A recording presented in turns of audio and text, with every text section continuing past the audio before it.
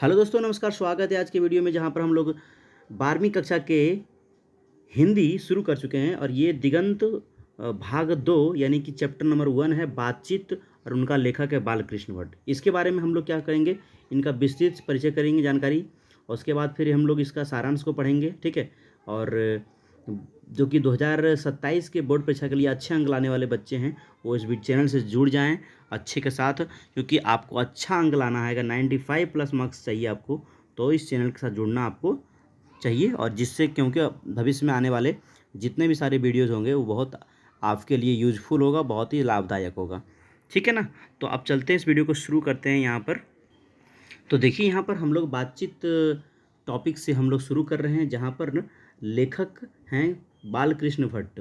बालकृष्ण भट्ट क्या कहते हैं, बातचीत महान निबंधकार बालकृष्ण भट्ट द्वारा लिखा गया है। बातचीत जो है किसके द्वारा लिखा गया है, तो बालकृष्ण भट्ट के द्वारा लिखा गया है।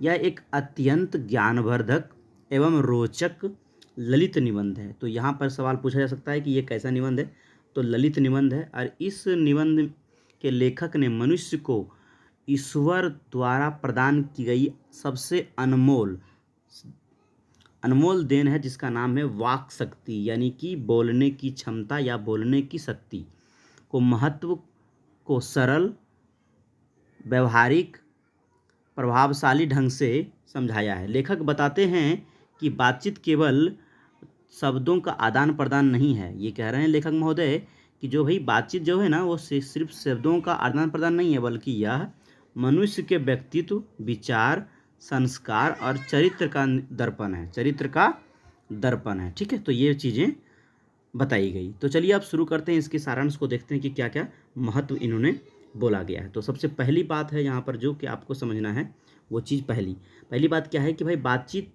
पाठ का सारांश में पहला जो टॉपिक जो जानना चाहिए हमें, कि वाक शक्ति का महत्व और संसार का कल्पना क्या है। तो हम ये समझने का प्रयास करेंगे कि वाक शक्ति यानी बोलने का शक्ति, और उसका महत्व क्या है, और संसार में इसकी कल्पना क्या है। तो लेखक कहते हैं कि ईश्वर ने मनुष्य को अनेक गुण दिए हैं, लेकिन उनमें वाक शक्ति सबसे अमूल्य है। यानी कि बोलने की शक्ति सबसे अमूल्य है। बहुत सारी शक्ति भगवान ने दिया है, लेकिन सबसे अच्छी जो बोलने की शक्ति है, अगर हम नहीं बोल पाते तो आप सुन नहीं पाते। तो चलिए, इसी की बात के साथ यहाँ पे कह रहा है कि यदि यदि मनुष्य बोल नहीं सकता तो उसका जीवन नीरस है, यानी बेकार है भाई, उनका जीवन बेकार है। उसके बाद अधूरा हो जाएगा, मतलब अगर नहीं बोल पाएगा तो अधूरा हो जाएगा। संसार संसार की अगर हम बात करें, तो संसार में कहा जाता है कि संसार एक मुक्त और शांत स्थान जैसा दिखाई देगा। अगर संसार में कोई नहीं बोलने वाला होता तो संसार सब गूंगा हो जाता।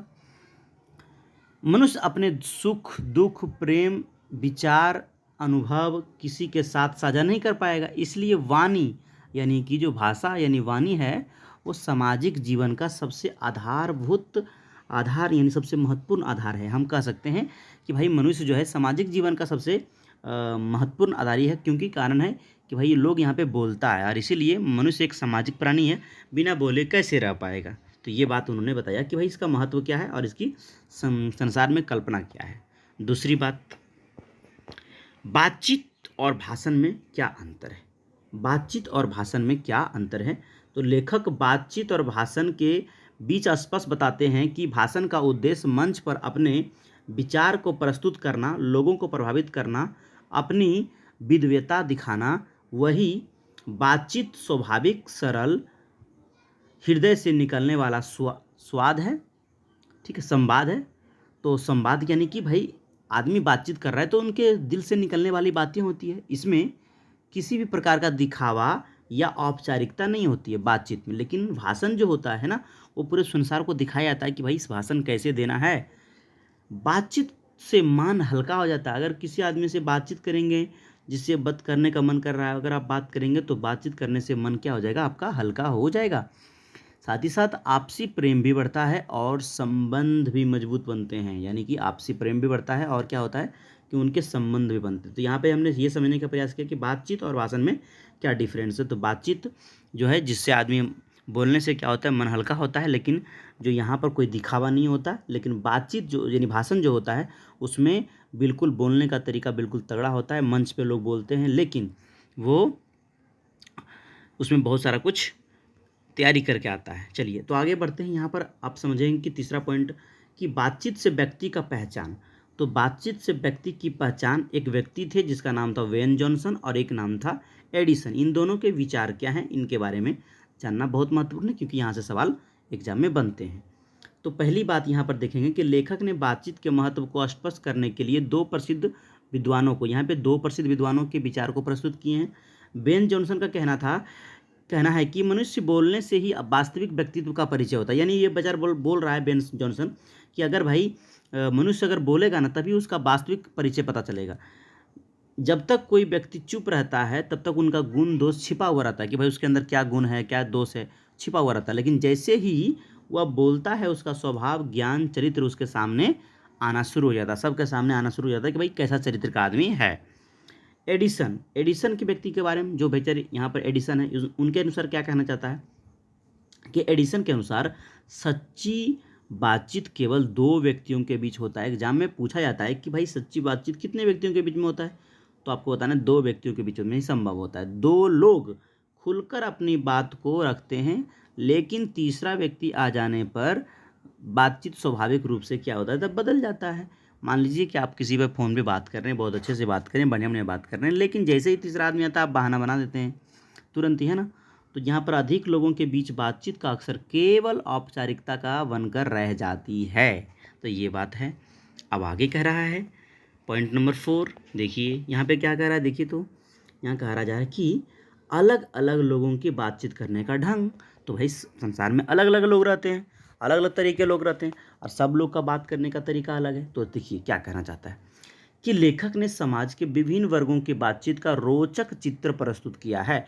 रोचक चित्र, और उसमें पहला, बूढ़े लोग प्रायः, मतलब बूढ़े आदमी के बारे में कैसी बातचीत है भाई, तो ये समझिए। तो बूढ़े लोग अपने पुराने दिनों को याद करते हैं कि क्या दिन था, क्या मस्त था समय, है ना। वर्तमान समय में बड़ी कमियां बताते हैं कि ऐसे करता है, देखो इसके दम नहीं है, इसमें काम करने का क्षमता नहीं होती। तरह तरह की चीज़ें, परिवारों की बातें करते हैं, बहुओं की बातें करते हैं, तरह तरह की बातें होती है। चलिए अगले बात, सहेलियों की आपस में प्रेम कैसी होती, अपनापन, खुशी के साथ अनेक विषयों पर खुलकर बात करते हैं, जिससे वातावरण आनंदमय बन जाता है। यानी भाई सहेली तो अपने दिल की बात सब कुछ रख देते हैं। लेकिन युवा लड़के और अक्सर खेल कूद की बात करते हैं, मित्रों की बात करते हैं, अपनी उपलब्धियों के बारे में बात करते हैं, अन्य विचारों, अन्य लोगों पर चर्चा करने का समय बिताते हैं इनके पास। इस प्रकार से हम देखते हैं कि प्रत्येक आयु वर्ग की बातचीत का अपना अपना स्वरूप बिल्कुल ही अलग होता है, इनकी विशेषताएं अलग अलग होती है। तो यानी सब लोग भाई अलग अलग तरीके से यहाँ पे बात कर रहा है, क्योंकि सब लोग का शिष्ट यानी काम करने का, बात करने का तरीका बिल्कुल अलग होता है। तो यहाँ पे अगला जो इंपॉर्टेंट है, जो कि बड़ी बड़ी आर्ट ऑफ कन्वर्सेशन, यहाँ से एग्जाम में आते हैं, ये भी हो गया हमारा VVI पॉइंट, ठीक है, आपको याद रखना है। यहाँ पर लेखक जो है आर्ट ऑफ कन्वर्सेशन, मतलब बोलने का क्या आर्ट है, यानी कला क्या है, इसके बारे में बोला गया है कि लेखक जो है यूरोप के लोगों में आर्ट ऑफ कन्वर्सेशन अर्थात बातचीत की कला की प्रशंसा करते हैं। वहाँ लोग विनम्र, मधुर और बुद्धिमत्तापूर्ण ढंग से बातचीत करते हैं। उनकी बातें ज्ञानवर्धक है, यानी ज्ञान का वर्धक, मतलब ज्ञान देने वाला बात रोचक होती है। उसके बाद ज्ञान आनंद होता है, आनंददायक बात होती है, जो कि सुनने में बड़ा मज़ा आता है। हिंदी में इसे सुदृढ़ गोष्ठी भी कहा जाता है कि भाई बोलने का तरीका बढ़िया है, जहाँ बिना कटुता के, खराब बात के विचारों का आदान प्रदान होता है और सभी लोग एक दूसरे का सम्मान करते हैं। यानी कि भाई लेखक महोदय ने कि आर्ट ऑफ कन्वर्सेशन के बारे में बोला। एग्जाम में पूछेगा कि आर्ट ऑफ कन्वर्सेशन कहाँ के बेहतरीन होता है, तो यहाँ पे यूरोप के लोगों को आंसर करना है आपको। अगला पॉइंट की यहाँ पर आप बात करेंगे तो यहाँ पे सबसे सर्वश्रेष्ठ बातचीत की अगर बात करें तो ये है आत्म वार्तालाप, यानी अपने से बातचीत करना। तो ये इस पर भी देखने चर्चा करते हैं कि क्या कहना चाहता है ये।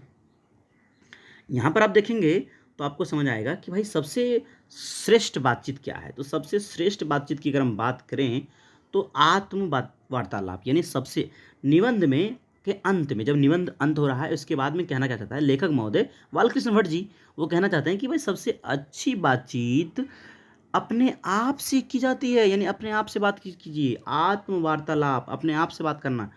अगला कहता है कि यदि मनुष्य स्वयं से प्रश्न करे, अपने विचारों का मूल्यांकन करे और और बात है कि अपनी कमियां को पहचान कर उसे दूर करने का प्रयास करे तो वह श्रेष्ठ व्यक्ति बन सकता है। मतलब हमारे अंदर बहुत सारी कमियां हैं, अपने आप से बात करेंगे कि क्या कमी हमारे अंदर है, हम कैसे अपने आप को बढ़िया बना सकते हैं, तो ये श्रेष्ठ व्यक्ति का उदाहरण बन सकता है कि बढ़िया बन सकता है।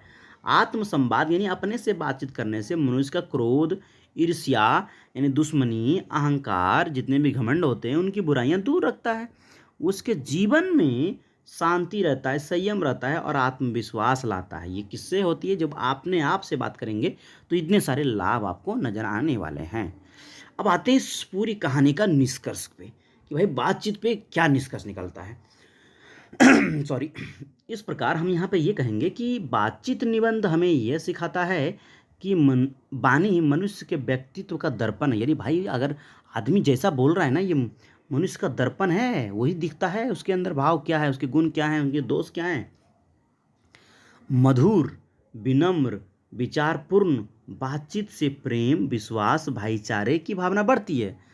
अच्छी बातचीत केवल दूसरों को प्रभावित नहीं करती बल्कि बल्कि स्वयं के व्यक्तित्व का भी विकास करती है।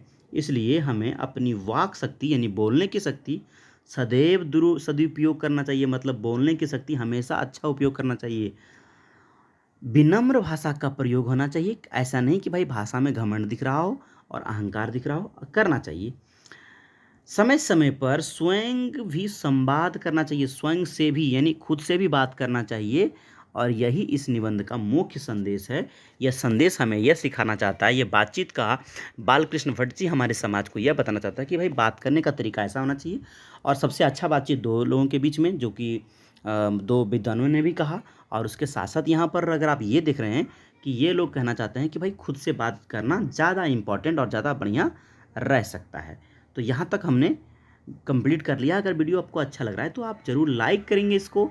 और अगर पूरा पीडीएफ आपको चाहिए तो आप हमारे व्हाट्सएप पे मैसेज कर सकते हैं। हमारा व्हाट्सएप नंबर होगा 62 015 91 और 992। ठीक है, तो इस पर आपको पीडीएफ आपको प्रोवाइड कर दिया जाएगा। आप अपना नाम बताएंगे कि सर हम 12th क्लास से हैं और हमें पीडीएफ चाहिए, तो आपको फ्री में प्रोवाइड किया जाएगा। मैं आपको कोई पैसे नहीं लगेंगे। तो चलिए इसी के साथ आगे बढ़ाते हैं। आगे क्या कहा जाता है, देखिए यहाँ पर है लेखक परिचय। तो लेखक परिचय पर भी ध्यान दिया जाएगा। लेखक परिचय में क्या है, इस पर गौर करते हैं। तो सबसे पहली बात यहाँ पर आप देखेंगे कि बिहार बोर्ड 12वीं कक्षा के निबंध भाग, महान निबंधकार बालकृष्ण भट्ट, लेखक के संपूर्ण लेखक परिचय और उसके प्रश्नोत्तर को समझेंगे। पहली बात है कि भाई लेखक का जीवन परिचय समझना पड़ेगा कि भाई आखिर इसके अंदर क्या है। तो जीवन परिचय के समझने के लिए पहला नाम, पूरा नाम पूछेगा तो बालकृष्ण भट्ट। इनका जन्म हुआ 23 जून 1844 में और निधन हुआ 22 जुलाई 1914 को। जन्म स्थान कहाँ पे इनका जन्म हुआ, तो इलाहाबाद में उत्तर प्रदेश में पड़ता है। वर्तमान में ये जगह प्रयागराज कहलाता है, ये उत्तर प्रदेश में पड़ता है। यहाँ तक बातें हो गई।